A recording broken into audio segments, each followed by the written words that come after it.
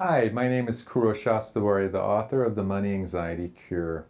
As I mentioned in Chapter 1, the Money Anxiety Cure is really important in dealing with not just the stresses and the worries and the fears around your financial life, but it's also about learning to gain clarity so you can go forward in your financial life and cultivate both the spiritual bank account and your material bank account.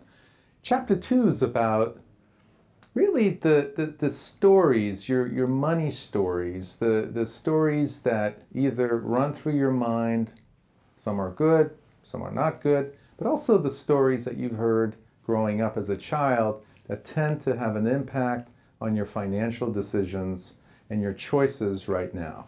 Stories that could be positive, that help your financial situation, but often the stories that people forget about that have a negative impact on your financial situation and tend to get carried forward in the way you spend money, in the way you invest your money, or in the way that you handle your budget, or however way your relationship unfolds around money. So here's the question. When you're sitting in a place where you're relaxed and comfortable and you're with yourself, and you can actually make contact with yourself with that spacious, I call it mindful awareness, which is being open to being relaxed and present.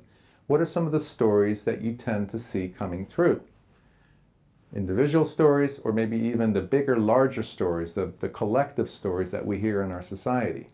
Can you differentiate between the stories that are supportive and wholesome, such as I'm enough, I can do it, and I can create the life I want around my finances? Or do you tend to unconsciously follow the stories that are negative or limited?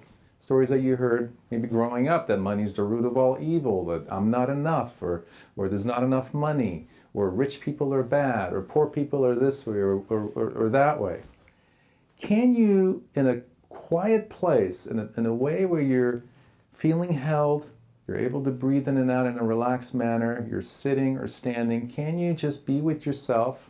And of course, I recommend in this book that you always have a journal handy and a way for you to sketch and draw if you need to, or maybe even move.